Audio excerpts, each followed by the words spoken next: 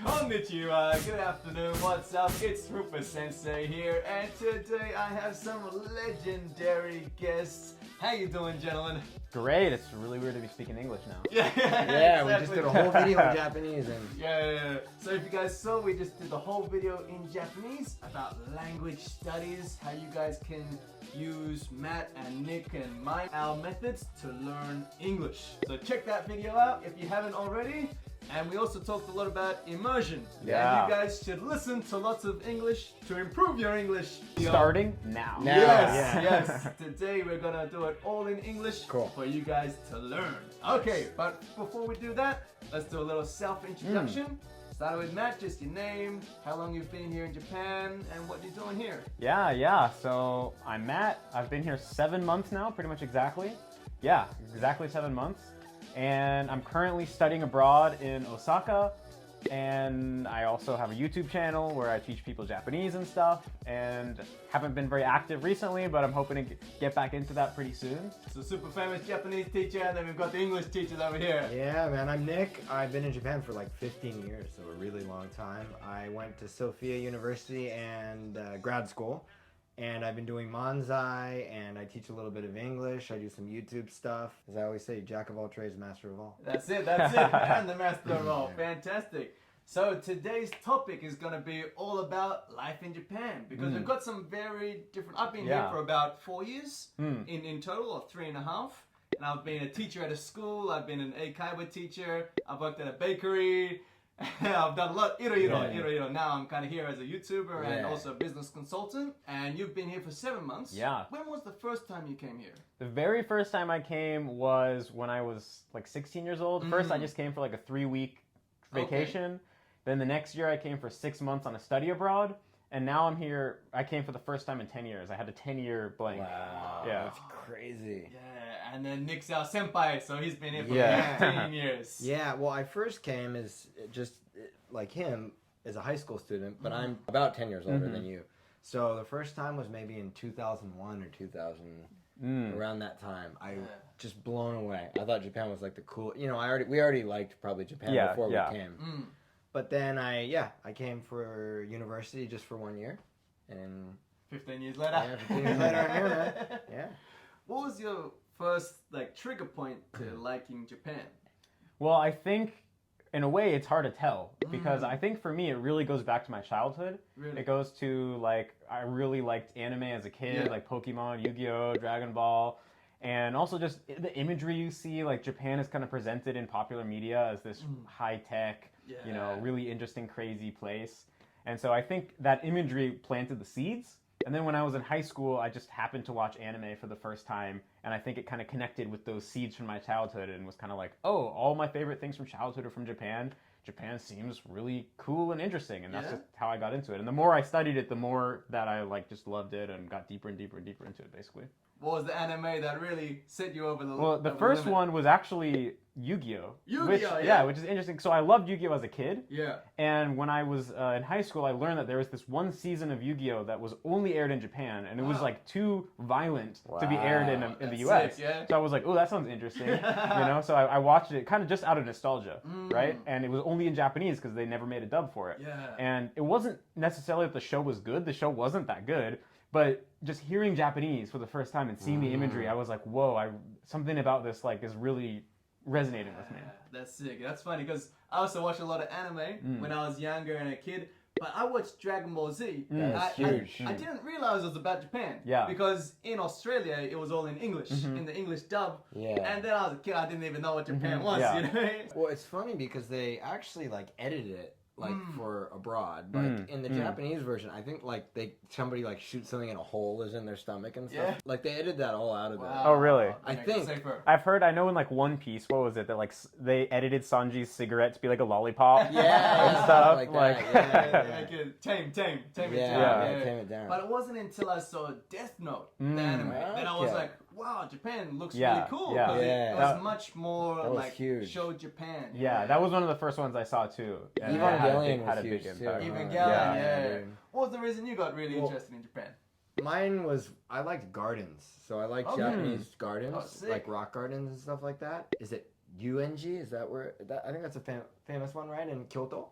You don't know it? You It's a went really cool rock garden because there's 7 rocks. Do you know about this? Yeah. Is this like a Zen? Yeah, Zen yeah. thing? And no matter where you look at it, you can't see one of the rocks. Like they made it so it's impossible. Oh, that's to cool. see. Yeah. So I had like a little rock garden when I was a kid, and then I got Sick. into samurai. And about like middle school, watched Kurosawa Akira and tons of anime.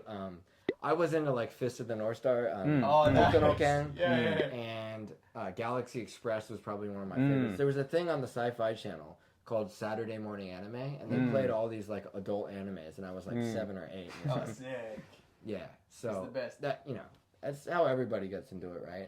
Yeah, pretty much. And I think what's such a cool thing about anime is it's kind of designed for adults as well. Yeah. Like, I would watch like Family Guy or The Simpsons, Yeah. and it's always pretty tame. It's always like adults can enjoy it, but anime was like people getting their heads cut off. Yeah, yeah. And like really cool Or, like, stories. Yeah, or like naked people. Or, Yeah. or he just said shit. Oh my Yeah. god, stuff like that. Exactly, yeah. So it was really interesting. And then you guys came over here and you've been living over here. And how do you guys find life over here?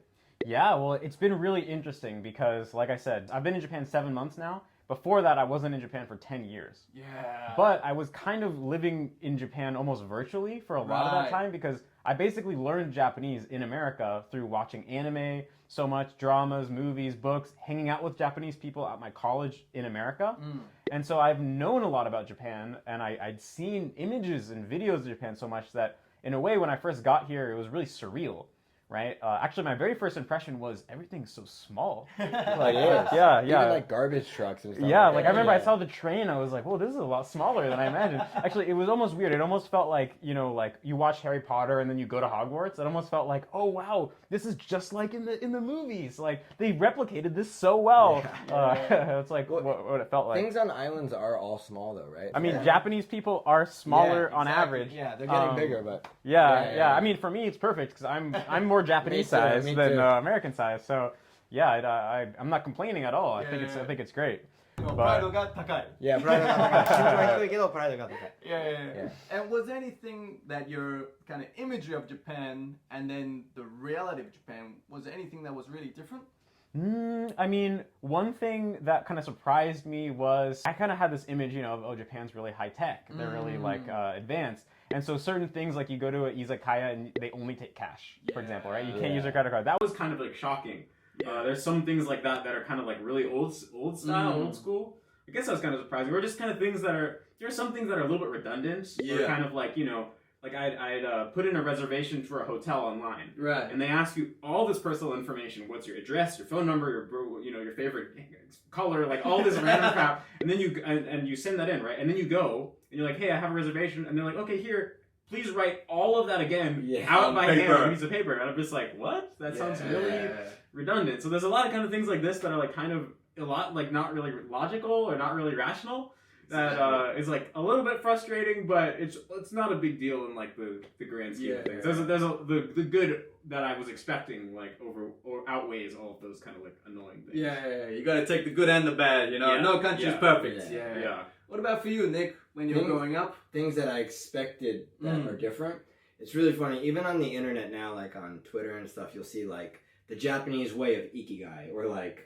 They'll show all these like super cultured Japanese people going to shrines and stuff, but I don't think Japanese people think about ikigai. They're like tons of people are just salarymen working their lives away. Maybe they need a little bit more ikigai. Yeah. And I mean, Japanese people visit shrines and stuff like we visit them. Like here, let's take a selfie. Let's take a selfie. So Americans think like all Japanese people like are like doing zazen, and, you know what I mean? But it's totally not like that. Yeah.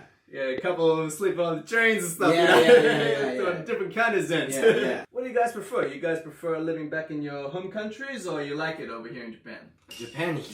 I mean, I've loved living in Japan. So the next question there, guys. What would you say is the best points about life in Japan?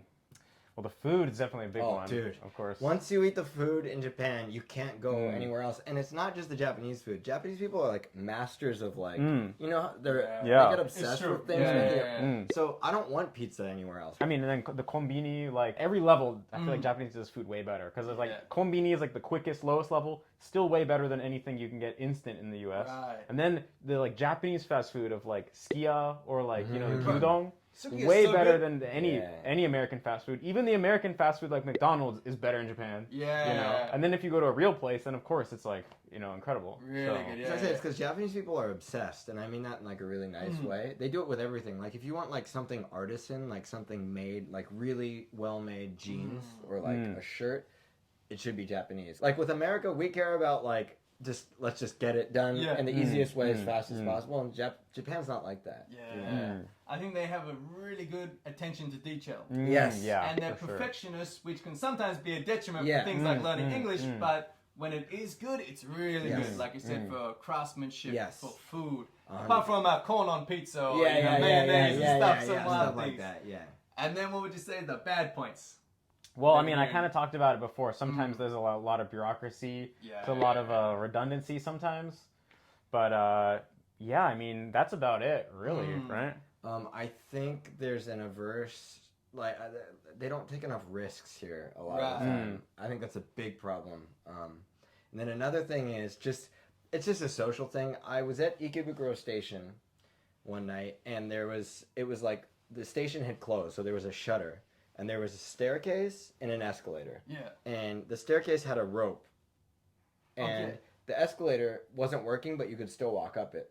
So I would watch the Japanese people walk up the escalator, see that it's closed, walk down the stairs, see that there's a rope, and instead of walking over the rope, walk back up the stairs, walk down the escalator, and while they're walking down, somebody else is walking up, but they don't say anything about it to the other person. So the next person just does the same thing, and I was like, you guys could just communicate to each other, and, you know, it's just like a difference in culture, you know. Americans talk a lot more. Yeah. I felt that as well. Like, even just like making friends and stuff, I feel like Japanese people, they're very friendly. A lot of people say that Japanese people are so shy, but I think they're just more open in their own groups. Yeah. Yeah. Well, I mean, in Japan, if you're walking down the street and you're like, "Konnichiwa," you're a psychopath. You just don't say that. Maybe in Osaka, there's some like. Yeah. I was gonna say a lot of these things I think are Tokyo. not so bad in Osaka. Yeah. Like I really felt the difference Osaka and Tokyo just the other day because I used to skateboard back in middle school. Wow. So sometimes when I go to the station, there's these group of skateboarders who are always skating near the station in Osaka that I'm at. And a lot of times I'll be like, yo, let me try your board, let me do a trick. And they'll all be like, yeah, go for it. And then they'll be like, yeah, they'll like, you know, really norigai, right? Yeah. And then yesterday, I saw a bunch of skaters here in Tokyo, like right around Shinjuku. And I did the same thing. And they're all, first of all, they're very quiet. They're skateboarding very quietly. And then I'm like, can I try your board? And they just like give it to me. Really? And then I try their board and they're all just quiet and they don't say anything. And then I'm like, thank you. Arigatou. You know, it just feels very cold. I don't know. Well, thinking about how many people are in Tokyo, if you're warm to every single person, you're gonna get tired really fast. You know, so makes sense. There you go. That's the good points about Osaka. I love it. I love it. Well, that was all about life in Japan from some experienced guests over here. Thank you so much, gentlemen. Oh yeah, thanks for having me. Thank you, sir. And guys, where can we all find you guys online? In the net? nets? I mean, YouTube, Matt vs. Japan, Twitter, Matt vs. Japan, Instagram, Matt vs. Japan _. Why is it Matt vs. Japan? Is it like anime or? I mean, just a catchy okay, name? this goes way back to like literally 10 years ago when I made my channel. YouTube names had to be original back then. Like your channel name. I wanted to be Japan Matt, but that was taken. So I was just like, hey, Matt vs. Japan. I kind of meant it in like, not that I wanted to beat them, but I wanted to beat the obstacles that were between me and Japan, so we could come together. You know. Beautiful answer. Beautiful answer. And what about you, Nick? I'm on YouTube, Twitter, and Insta. Just, I guess, check the links. I'm sure you'll have. We got all the links down in the description, so check out these wonderful guests. They're doing amazing things on the net. Okay, guys, and if you did learn something new, make sure to smash that like button, subscribe to the channel, stay happy, stay healthy, do your best with your English studies. Ja arigato, mate kondo. Okay, thanks, guys. Take care. Good on your voice. All three at once. Triangle. Take care.